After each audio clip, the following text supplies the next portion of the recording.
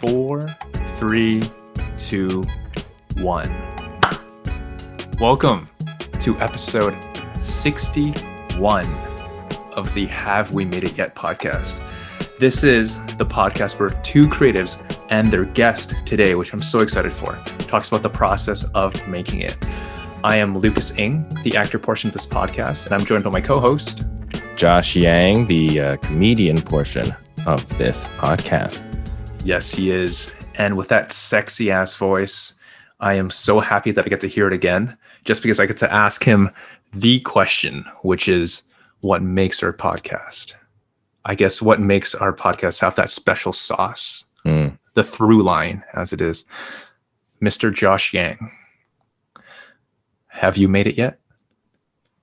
I have not made it yet. No. And you know what? I did my second show that I managed to do since coming back during the summer in the pandemic. It was pretty nice. I was able to retry some new jokes, new material. I had somebody from work actually come join me for the first time, which was interesting because I started a new job last September and it was all digital, all work from home. So I literally had not met anybody from my work. And then, it just so happened to have a coworker who lived real close to the bar that we were doing that comedy show up. And it was nice to share that comedy with somebody at work. So it's kind of like blending a bit of two different lives. So yeah, that was a fun night. It was a fun night. I mean, you were there as well. And yeah, it was great.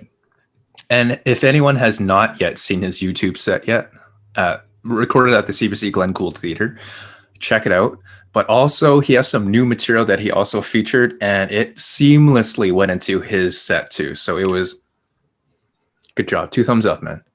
Thank you. I felt like it was definitely tried 2 new premises that I felt like stayed true to my style and also my voice. So I think it really came off. It came off well. So yeah, happy that I was able to try it and get some good results. Nice. Mm-hmm. We did talk about this before we started recording, but I'm just going to do the throw though. Do you have a joke of the week? Joke of the week. Yeah, apparently, and I completely forgot about this, but apparently I used to do this at the beginning of our episodes where I would just put in a joke of the week as, kind of a thing to get me into the stage of writing. And I didn't do anything for a long time because I forgot about it. But Lucas reminded, so, okay, I'll give it a try. This one I came up with, which is recently. I'm not too sure if it's that great, but okay.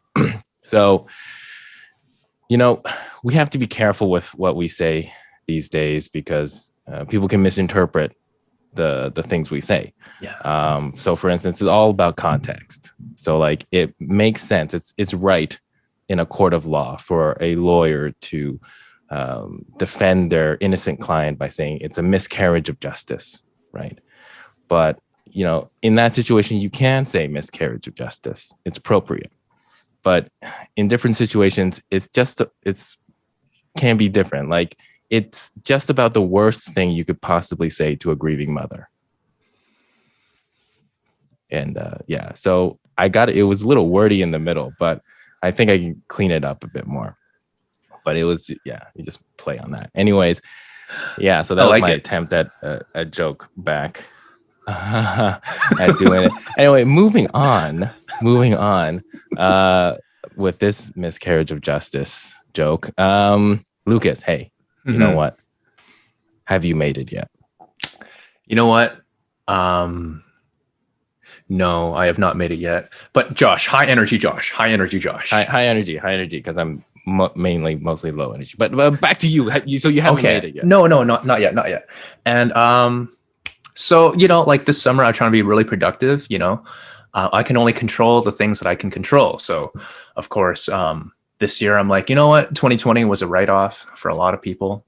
And I did not want to continue on with that kind of non-activity. So, of course, this past summer, I updated my headshots and I got them back recently. And I'm like, okay, Lucas, thank goodness that you still worked a job where you're not constantly sitting, because if you did, your headshots would just make you look so bloated all the damn time.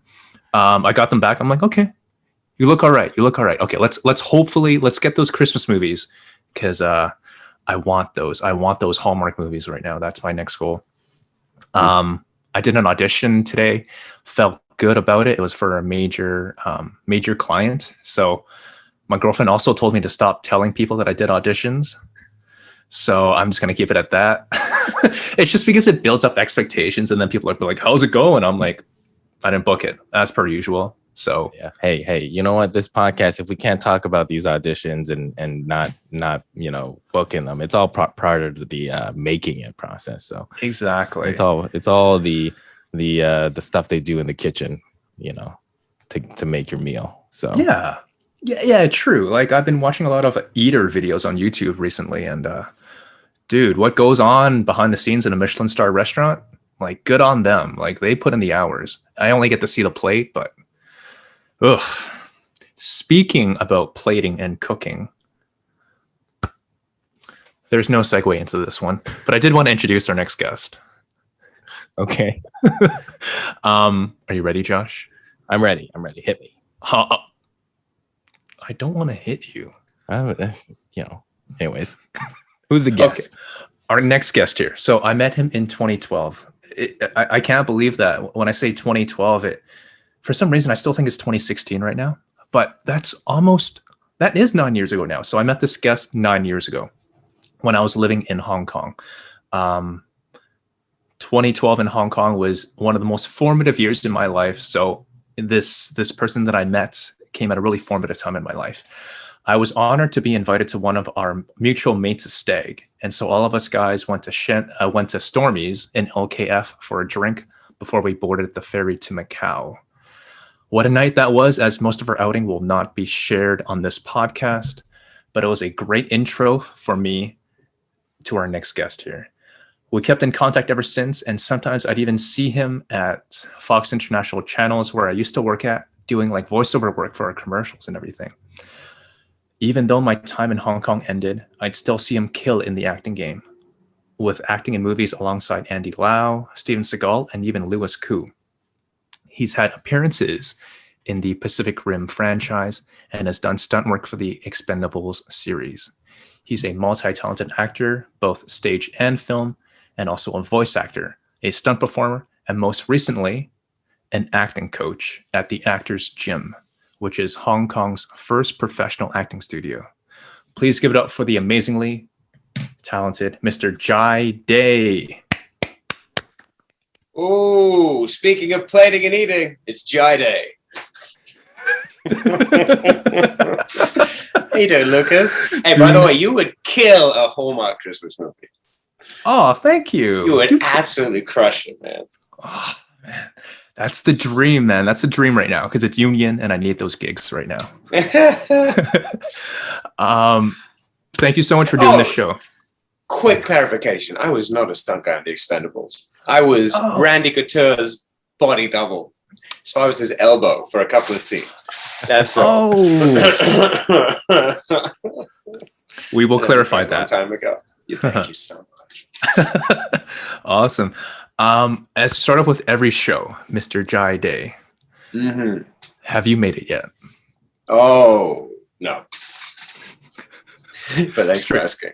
Yeah, straight up. I mean, what is make? I mean, if I spoke to my 18-year-old self, and I'm like, hey, these are the things that I've done. I've worked with these people. They would have been like, holy shit, you've made it, right? Mm-hmm. But there's no way. I'm not where I want to be. At the end of my career, still working on it day by day, plugging away. Nice. Taking opportunities when they come. I love it. It's a work in progress, man. Can you nail it down though? Like, what would be your it in making it? I think it changes, right? Mm-hmm. I think for a while it would have been having good, consistent work, right? Mm-hmm. Something like TV show or something like that. For a while, it would have been working with whoever else, Andy Lau or Jackie Chan or someone. Mm-hmm. I think I don't know that you ever make it, right? I think it's a view back on your life, right? And that's like you can encapsulate it in that. But I think being respected by your peers, right? Nice. That's probably it, right? Being respected and being like valued in your industry. That's probably making it. or just making a fuckload of money.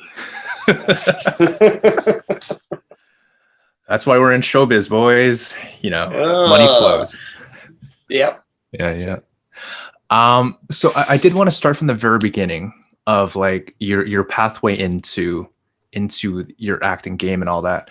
I did try to do some research, but the earliest thing that I got was from like 2015 when you're doing like Macbeth on stage and everything. Can you go into a bit more detail about what was your first spark into wanting to go into acting and what has kept you motivated? I'm a mystery novel. Before 2015, there's nothing. No, I always wanted to be an actor right since I was a kid. Mm-hmm. I don't know if you know this. We had like I have quite an interesting childhood. My parents like raised me on a boat from when I was like 6 months old. So we were sailing around Australia and like Thailand, Philippines, that kind of thing. So it was really cool, just super adventurous, crazy. Like as a adult now, thinking of raising a kid on a boat just sounds like the worst idea. Right? Like in terms of longevity for my child, it sounds like an awful idea. But I think having adventurous parents and like dreamers kind of just like set in me from a very young age that you can do whatever you want to do. And I'd always wanted to be an actor. So after university, I went off to LA in 2007 or something like that. Something like that. It was 20-ish, 21. Went off to the US, studied, started working, started going for auditions and things like that. Then I booked my first like feature lead thing back then in 2009, I think. Nice. It was a great movie called Virus X.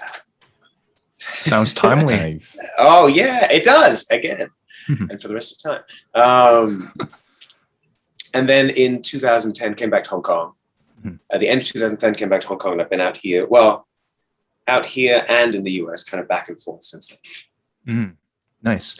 And has Hong Kong been your home base ever since? Well, I was raised in Hong Kong, so it's been like my home base for most of my life. But nice. Ish, yeah, Nice. It has. And I did want to. You already kind of touched upon that too at the same time, but when you did your stage performance at Macbeth, you got like rave reviews and everything like that too. Yeah. How have you kind of somewhat like navigated the difference between being a stage actor and being a film and TV actor? Because would you say that those are two like pretty almost opposing forces within acting? I think the only opposing forces within those two sides are the time commitment.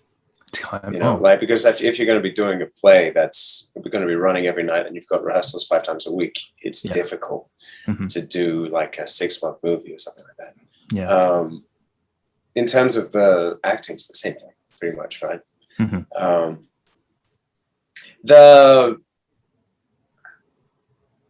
Unless you're like top level theater, the money is very different too. The money and the time commitment for return is a lot. So that's another thing to take into consideration when you're trying to survive. You know what I mean? But I am doing a kids show in October. Nice. Whoa. You look, guys, calm yourselves. I know you're big fans. You're looking at the Gruffalo. So there you go. Oh, resounding. You can hear, the cheers. Yeah. Man, that's a cool gig, man. That's a new audience to have. Yeah. My goodness. It is. Do you do any? Oh yeah, sorry, Josh. Sorry, no, I was gonna ask, is it like voice work? Because I know you did voice work on some other shows. I think also kind of like kids shows as well, or is it like a live role? No, this is live theater. This is like a big costume, roaming around, singing songs, dancing. Nice. Yeah, good fun. Something different for a change. Oh man, the choreography must be on point, man. Oh, that's it. It will be. Not right now. My goodness, man. So I also did want to ask you, like, during, we're in kind of like unprecedented times right now in 2020 and also 2021 there. But based on your IMDb, you had like close to 5 projects come out within this year, and also like last year too, with like Once Upon a Time in Hong Kong and Andy Lau's Shockwave 2. How have you managed to stay so busy when most of us are like trying to like climb up for work right now? I don't know. Those films actually were shot before the pandemic. I think they just had a bit of a tough time coming out, because in Hong Kong there was also the protests and things like that. Mm-hmm. So that was actually more of a hindrance to the industry in Hong Kong than the coronavirus has been. Mm-hmm. They were actually pretty good with keeping the work flowing during COVID, especially TV. I did a TV series called Flying Tigers. I'm the terrorist prince bad guy called Leo Gambia. So that's fun. That kept me going for like a good 6 months. Nice. Yeah. And how have you, when like work may not be flowing as fast and everything like that, how have you kept yourself motivated and also inspired at the same time to keep going? Well, I think that's a personal thing, right? You have to, especially as an actor, right? I mean, all of us, right? Actors and comedians, you have to be self-motivated. Mm-hmm. It's very easy to just turn it off and be like, there's no work. My agent isn't calling me. I'm going to play Xbox and drink beer until I die. Yeah. But you have to be motivated, right? I mean, even in terms of like characters, nobody likes to see a victim. Right. Mm-hmm. If you're working on a character, if you think of your life as working on a character, nobody wants to see you play a victim. Everybody wants to see you overcome something. Mm-hmm. Right. So look for classes. Mm-hmm. Right. I've been doing some great classes with Anthony Brandon Wong. He was my acting coach in LA like 12 years ago. Nice. I've been doing Zoom classes with him, which is great. I started a school right in the studio with a couple of my improv friends in Hong Kong, which is really cool because I've been waiting and hoping that somebody would start like a LA style studio in Hong Kong for over 10 years, and nobody has. So I'm like, what? Fuck, I'm going to do it myself. So we started this thing, and it's just a great place where everybody can share their specialty, I'm taking classes there. I'm taking voice classes with Isaac, who's a professional opera singer. Yeah. Wow. Davina, one of the other founders, is teaching Meisner, because that's her thing. Mm-hmm. It's great, man. Yeah. Definitely, we do want to talk about the Actors Gym, because that's so surprising that Hong Kong cinema is pretty prestigious, but it's amazing that it's like the first. The Actors Gym is the first professional acting studio in Hong Kong. What have you learned about yourself being now also a coach and an actor? What have you learned about yourself? I have learned that I'm quite patient. Nice. Yeah, I'm quite patient. And I've learned that I really don't like when people aren't prepared. Sorry. When people aren't prepared. Oh, yeah. I really don't like it. So if people are selfish and not prepared, they decide that they don't want to come to class tonight, or they don't want to have rehearsal. They're just going to wing it. I think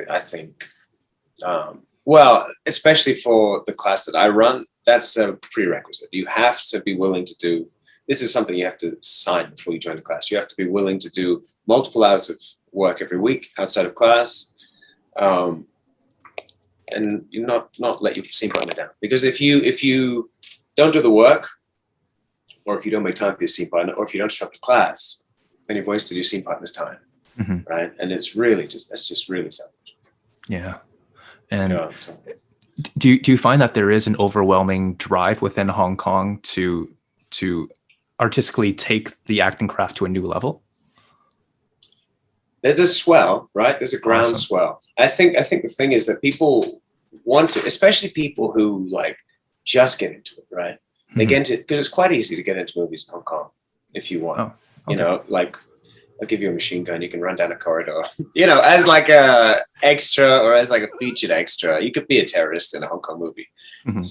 But once people have done that, they don't know where to go next, right? Yeah. Because is the next step really to go to like RADA or NIDA or something, like some huge school?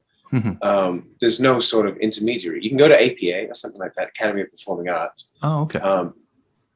But if you want specific skills, like the workshop I just taught takes you through like building your resume, headshots, your reel, how to do auditions, how to act on set, you know, what a side is, right? Like people don't even know what sides are. People don't know, you know, just like the lingo, how to act on set. Don't go and immediately take a selfie with the star. Don't bring your phone to set. Don't like, you know, text in between scenes. Make sure you do the same thing every time in a scene. You know, like that's something nobody tells you, really. You know, just the basics. You know? Nice. And I'm hoping it'll like, you know, develop a good culture in the industry. Is this more so like a continuation of like the experiences you've had on like Hong Kong sets, or, you know, is it something about like Hong Kong sets that have their also unique way of doing productions and shooting films? Is there like maybe like a cultural difference of just the actual filmmakers that are more like, say, local or like only Cantonese speaking versus a more international crew? Well, I think one thing is, right, there's usually the style around Hong Kong filmmaking versus like Hollywood filmmaking is that there's usually not as much money, right? So people tend to shoot things faster and longer. I remember doing Shockwave 1, actually. It was really cool. They rebuilt like a whole tunnel. I don't know if you guys know the Cross Harbor Tunnel. Right? They like rebuilt a tunnel out in the New Territory somewhere. Wow. But everybody was there, right? Everybody was just in this tunnel for like weeks. And it was like 18 hours back-to-back days for like 5 or 6 days, right? Which is crazy, which is like crazy for an extra. Yeah. Right? But think of Herman Yao, the director, who's there before everybody else. He like leaves after everybody else, just never sleeps. It's crazy. I think just Hong Kong filmmaking is just, I mean, hey, I'm not saying an 18-hour workday is good. I actually don't think it's much more productive. But if you can justify, like, if you can shoot 2 days worth in 1 day, that tends to happen a lot in Hong Kong. Wow, that is not union standards. That's crazy. No. So I mean, like, the less mistakes you can make, the faster your day is going to be. So overall, like, how long did that whole sequence in the tunnel take then? I don't know. I wasn't there for the whole thing, but but it was a while. You know, I mean, it justified building the thing. The whole movie is set in the tunnel, right? So it's like, did you ever see Daylight with Sylvester Stallone? No, sorry, no. No, okay. It's sort of like that. It's sort of like a Daylight situation with terrorists. It's pretty cool. That's a great movie, though, guys. We should watch that. Wow. I will. Yeah. We will. Man, that just blows my mind. 18-hour days on set. Like, you're seeing the sun rise up sometimes too, then, and also seeing it set. So you're shooting like 2 days worth. Yeah, like what you said, 2 days worth in 1 day. That's insane. Wild. It doesn't happen all the time. It just happens. Yeah. So you briefly touched upon it about what you're teaching right now to your current students and everything. I also see that you also teach audition classes at the Actors Gym and everything. You know, like when I go into an audition and everything like that, when I used to do, you know, it was all like a pretty quick process. You know, 5 minutes in and you do your thing. Now it's all self tapes. What kind of, I guess, what kind of techniques or tips do you give to new students that are navigating this world of self tapes now? There's a lot of tips. First of all, it's your time, right? So don't feel, a lot of times people feel like they have to rush through. You know, they want to just rush through this and get it done as quickly as possible. No, it's your time. Take as long as you need. Yeah. But with the self-tape, my big advice would be treat it like a real audition. Okay. You know, like, be prepared. Treat it like an audition. Shoot maybe 2 or 3 takes, you know, and then if you have a different angle or whatever, different objective, something, try you shoot 2 or 3 on that as well. But it's really, really, really easy, and I do it all the time. So this is from personal experience, to film like 50 takes. Wow. well, you just film 50 takes because you want the perfect one. And each one is just like a little bit different. Right. And you're like, ooh, I really like the ending of this one, or I like the beginning of this one. Because then you're really like editing it together and like choosing the right take for days, hours. Yeah. It just really makes your life difficult. No doubt. Oh my God. It's treated like a real audition. Nice. And how is the casting circles within Hong Kong? Are there like 3 main casting houses in Hong Kong? And how does the audition process happen in that city? In Hong Kong, there's more. There's not just 3 casting companies. It's quite big. It's quite the thing with agencies in Hong Kong is that a lot of the time it's not like the US where you'll be exclusive to one. Unless you've got like a big management company backing you. Yeah. Which is a thing that happens. Like the production houses have management arms. So it'll be like Sun Productions or whatever, Golden Harvest. They'll have their own pool of talent. Yeah. Otherwise, everybody is with multiple agents. Oh, interesting. Okay. So sometimes you'll be sent to the same job through a couple of people, and you're like, well, guys, I don't know. Who should I go with? Yeah. But yeah, a lot of times it's through your connections.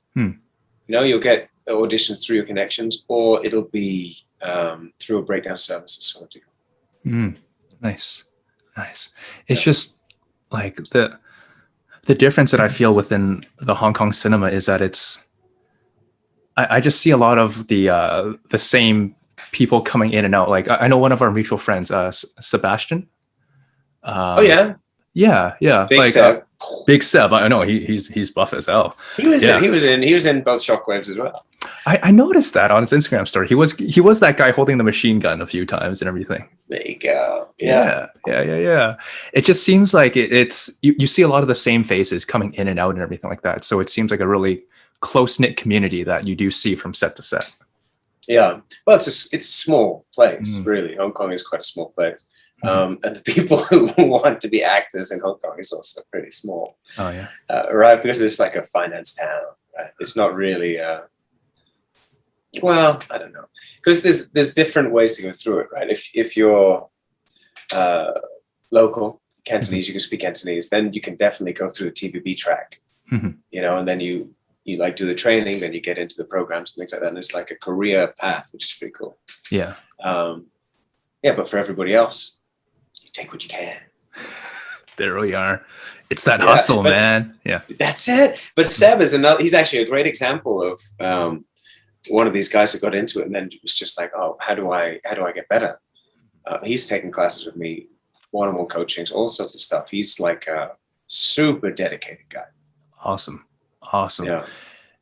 That's really the thing that I learned about living in Hong Kong, though. It is a city that's built on just pure self-motivation. I mean, the city is already motivated in itself in terms of its long working hours. But if you have a dream within that city, you can, for the most part, accomplishment so long as you're willing to put in the time, which is a lot of time. Yeah. Isn't that the same everywhere? I don't know. In sometimes, like I kind of feel like sometimes in like sleepier cities in Canada, it's like the resources are just not there at times. But I feel like in Hong Kong, like if you have an idea, you can make it happen so long as you are willing to put in the time. Yeah. Okay. Yeah. I think you just got to try harder, Lucas. Thank you. Just got to light that little fire in your belly. Yeah. I did also want to ask you, because you've had like a variety of roles and everything like that. Yeah. What would be kind of, I guess, who would be your like dream collaborators? Who would you really want to work with again, or for your first time? Oh my God. In terms of what? In terms of actors, in terms of directors? Yeah, actors and directors, yeah. Like dream or people I've worked with? Dream, yeah. Dream, ooh, baby. I'd like to work with Tom Hardy for sure. Oh, yeah. Oscar Isaac for sure. You know what? You know who I don't know. I like follow his Instagram and I'm like, oh, this guy seems like a pretty nice, pretty humble dude. Dave Bautista. Oh, yes. I think that would be, he's a dude, right? He's like got his own style. He's doing all this stuff. I just feel like he'd be a great guy to hang out with. Yeah, he's had a very interesting path. Like it's almost like if you were to take The Rock's path, but then somehow turned it a little bit more like dramatic, because I think that was Dave Bautista's like real goal, because like he started off with in wrestling like John Cena and The Rock, but like I feel like John Cena and The Rock are really going more like mainstream action, whereas Dave Bautista has really been trying to get some of those more subtle roles, some more dramatic roles, like especially his role in Blade Runner 2041, I think.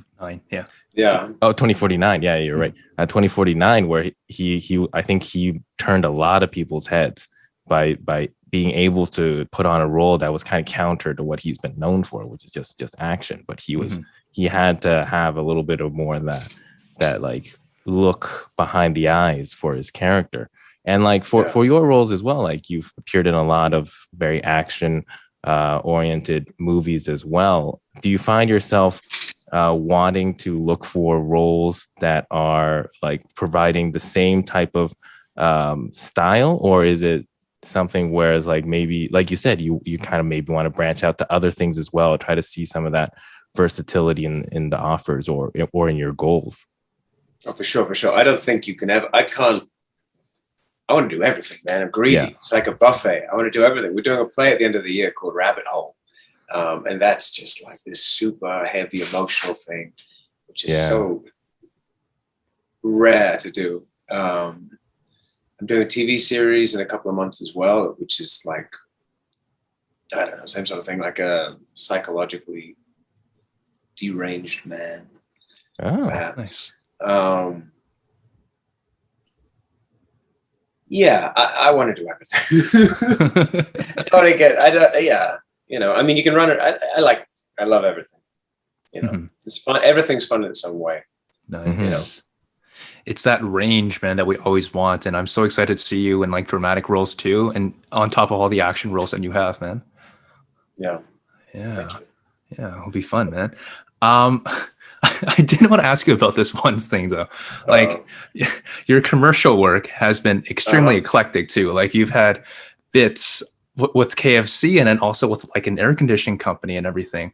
And those commercials, man, they are so high energy. I don't know how many costume changes, how many different looks you've had and everything. How did you manage to stay with that stamina and energy all day on those commercials? Well, let me tell you, you don't have a choice. If you've got the gig and they're shooting and they say, okay, Jai, we need a crazy dance and we need your eyes to basically be popping out of your head. Go. Yeah. You're like, well, what am I going to do? The aircon commercial, again, talking of long hours, that was a 20-hour shoot. What the hell? So you have to maintain that energy, which is wild. It sucks, but it's okay. Doable. Coffee. Micro naps. Yeah. Dude, you killed it as Colonel Sanders, man. Oh, thank you so much. Yeah. Holy shit. The role I was born to play, many have said, you know? There we are. For all our listeners and viewers, let's link up those two commercials, at least on your Instagram, because I think they're on your Instagram. So we'll have to let our viewers watch them because, man, that takes energy, man. And props to you for like just the pure commitment and energy levels to do it. It's hard. Dude, you know, I think that's kind of just me. I don't know if it's like anything out of the ordinary. I think they probably just said, okay, just give us a wave. Yeah. Oh my God, man. That's why they casted you, man. It's perfect, man. It's perfect. Yeah, true. Nutcase. I wonder. I want to balance this with like a actory question right there. Right. So I see Meisner is mentioned a lot at the Actors Gym, especially on your website and everything. You know, like in terms of the main difference, there's like the Stanislavski camp, and then there's the Meisner camp there. Do you identify more with Meisner techniques as opposed to Stanislavski? And if you do, like what attracted you to more of that teaching? No, not really. I don't. I know Davina does. Like, in her mind, it's safer. Do you know what I mean? It's like psychologically safer technique. I think, though, that, well, from my experience, most people kind of pick and choose. Okay. You know, you take what works, you take what doesn't. If substitutions and things like that, I love using good substitution. Some people hate it, but you just have to. The great thing about Meisner is that it brings you right into the room, right? It makes it all about the other person. If you compare that with some substitution, great. But for other people, but for some people, it takes a lot to not always be focused on substitution. You know what I mean? Yeah. You can really turn the focus like in here. So yeah, I enjoy Meisner, but I wouldn't say that that's like my thing. Right. And did you have that realization through your years of acting, or is it just something that just came to you naturally, that you just realized? I think No, I think that when you're you kind of feel, right? Like if you like, I'm going to dedicate a couple of months to practicing Meisner, to doing a script like this. You're like, oh, this is good. I'm getting something from this, right? But I'd be like, well, I could use a little sprinkle of this guy and a little sprinkle of this guy as well. Yeah. You know? I hear you. And of course, different projects need different things. Yep. I guess you kind of hit it on the nail, though. It kind of depends on the role itself too, depending on which camp that you identify with more. True. Like I'm not going to go out and live the life of a Gruffalo for 6 months. Sorry, wife. Sorry, girlfriend. Sorry, dog. I'm gone. I'm going to live in the jungle, the deep dark wood. No. Sorry, can you just explain? Maybe Josh already knows, but what is a Gruffalo? Gruffalo? Why don't you know? I don't know. It's gnarly nails. And purple spots all over his face. Just a big monster. I love it. Big wood monster that, you know, is supposed to be a bad guy. He's supposed to be a bad guy, but he really just wants a friend. I think he's like lonely. Find the love in the villain. That's it. Man, gotta find the humanity in the Gruffalo. Yeah. Or you find the Gruffalo within yourself. Yeah, it turns out you were the Gruffalo the entire time. We all were.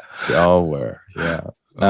But yeah, no, I think you mentioned as well some improv that you've been working on as well, or like been to a couple shows.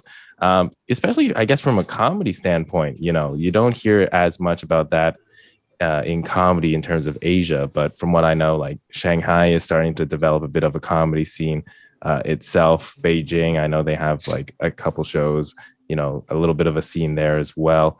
In terms of like, say, improv in Hong Kong, you know, is like, are you able to speak a little bit about that kind of like scene in Hong Kong, or if there is even a vibrant one? Yeah, I mean, even all around Asia, there's a lot of improv. Like, I don't know, you might not know it, but there's like a lot in Korea, a lot in Japan, Philippines, Thailand. They have Singapore. There's improv festivals all over the place. When you can travel, there's improv festivals all over the place. And yeah, there's quite a big improv scene in Hong Kong.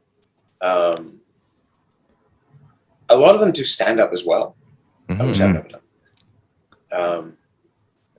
But yeah, there's a lot of people that, I mean, there's the performers who improv, right? And then there's also like people who are English teachers or whatever else, finance or something. They come down and they put on shows, and it's actually a pretty healthy community, I think. Nice. And there's actually a lot of like intermingling between the groups, which I think is quite unique. Nice. Yeah, and I would imagine.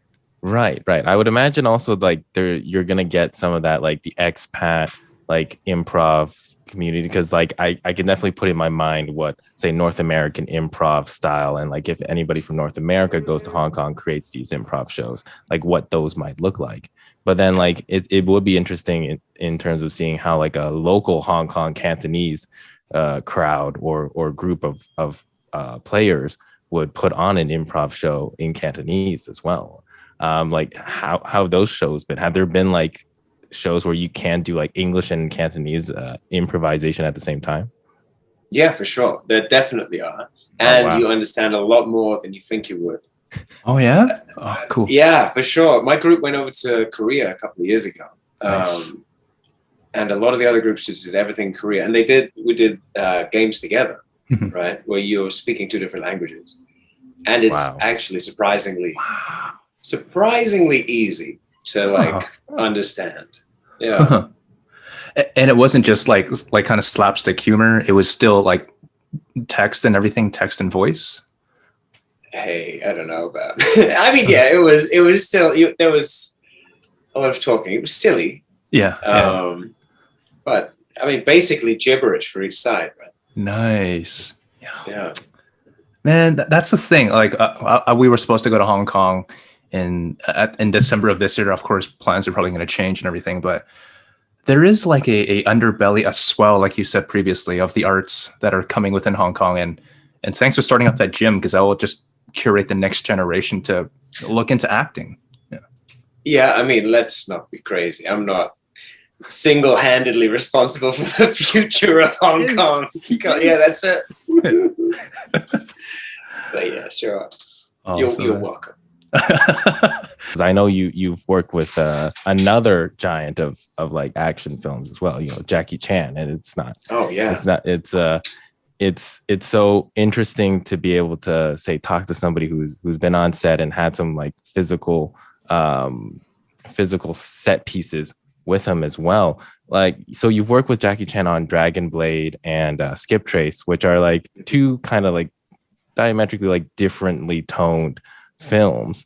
One's more like a historical set piece. The other one is a bit more of an action comedy. I'm wondering, like, in terms of working with Jackie Chan on both of those two different ones, was there something that you could see in how he came to set on a day-to-day basis that was like different with the different settings? Yeah, absolutely. Yeah, I think it's a really good question. For Dragon Blade, it was huge, right? There were like 300 extras, Oh. And then it was like a big movie in the middle of nowhere in the desert. And what really stuck out about Jackie then was that he was very much like looking after everything. He very much had like the producer hat on as well. But not only the producer hat, like, I mean, he would walk around and like pick up rubbish and stuff, like he was just like, making horses were getting water and like crushing water bottles and stuff. He was very much like the father. Wow. for the film. Where Skip Trace was much more of a smaller scale thing, smaller scale compared to that. It was still, pretty big. Yeah. Wow. But he's a super nice guy. Wow. Yeah. And like, you do hear he's been dedicated to his craft for so long as well. Was there something, especially in terms of like a physicality as well to his performance? Was there anything there that you noticed in how he performed or how he approached his scenes that was kind of like a learning point for you as well, that you would bring to your own craft?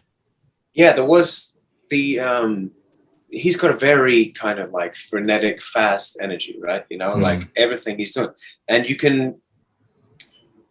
was kind of talking us through it at one point, trying to get us to do it.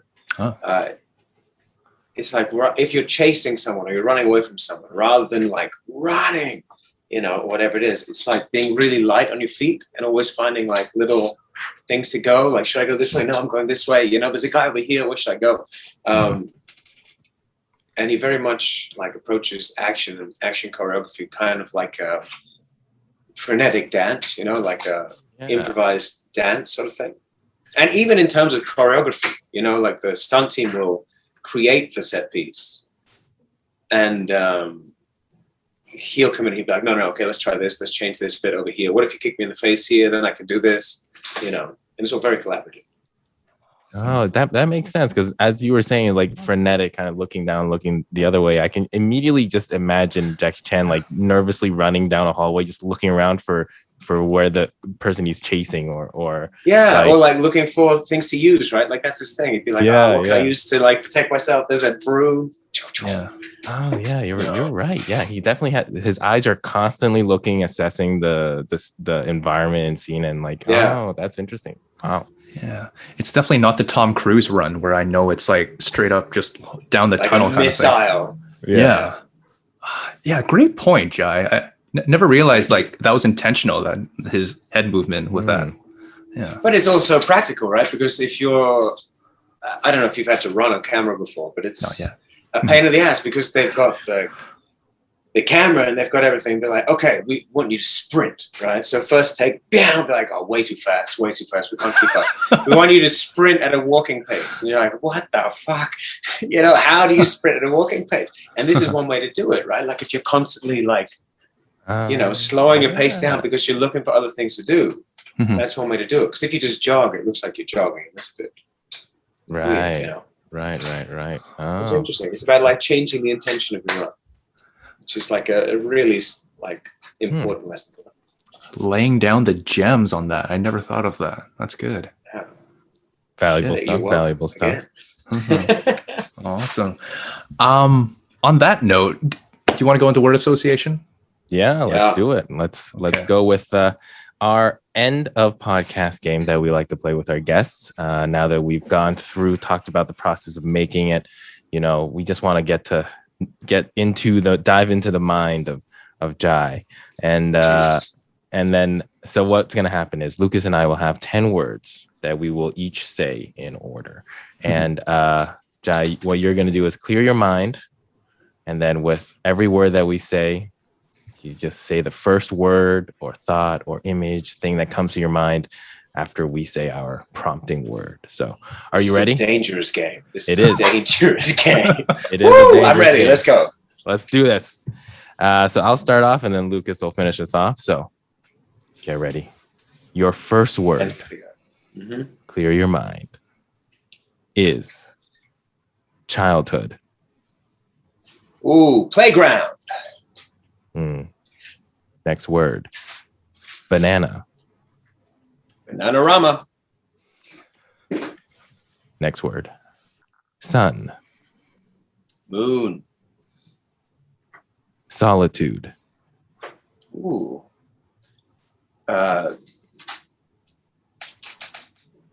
Obelisk. Obelisk. Oh, what an monolith. That's what I was trying to think. Like a monolithic obelisk. Yeah. Oh, interesting. Right, just because it would be like kind of standing up by itself on a flat plane or something like that. Kind of thinking like 2001: A Space Odyssey. Yes. Nice. That's a great image. Okay, clear your mind. Next word is goal. Goal or gold? Goal. Oh, Pele! That's what's up. Nice. All right. Next word. River. Phoenix. Circle.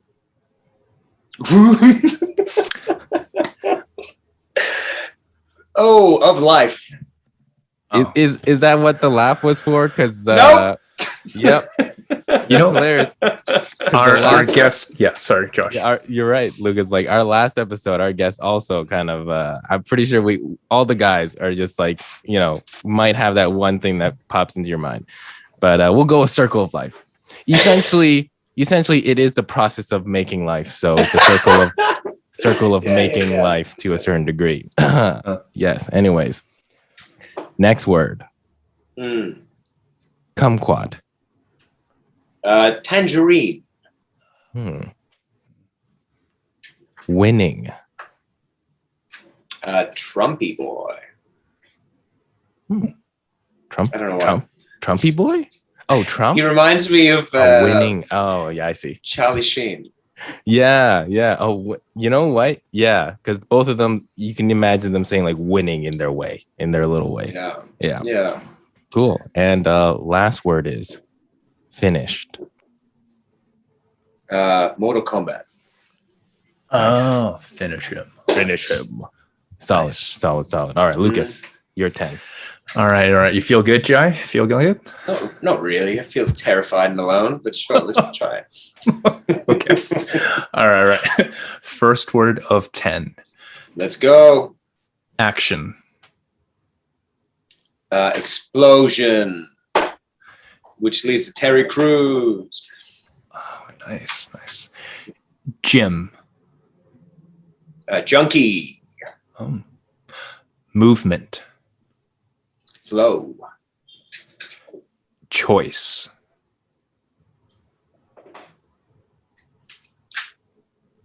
Sophie's.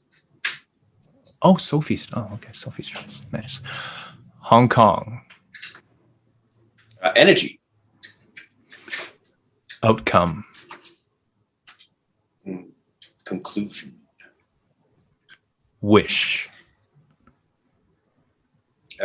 Dream. Luck.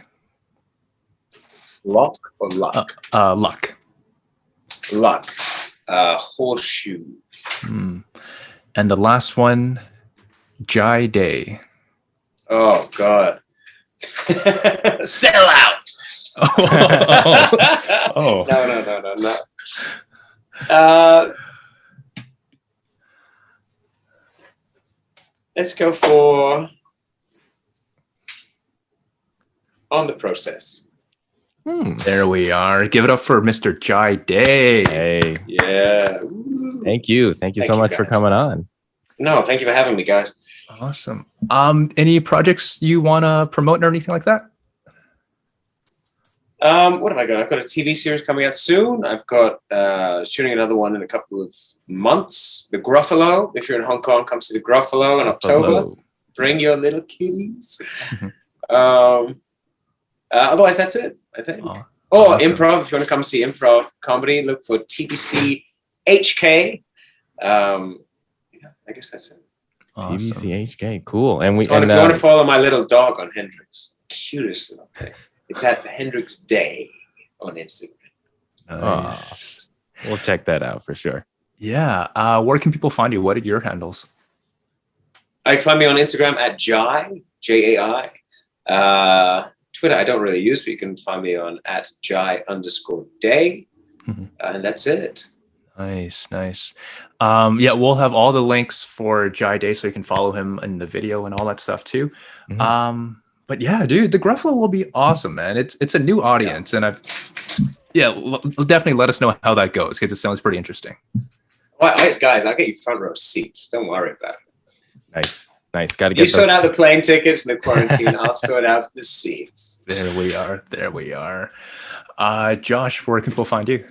You can find me at Josh Yang Comedy across all social media, and of course, you could listen to my other podcast, The Sleep with Josh podcast, where I read genuinely boring things like the dictionary and laws to help you fall asleep in my monotone voice. So you could listen to that. Awesome. Yeah. Awesome idea. Yeah, no, give it a try. If you want to hear somebody count sheep for an hour, I got an episode of that as well. So listen to the Sleep with Josh podcast. And Lucas, hey, what are your handles?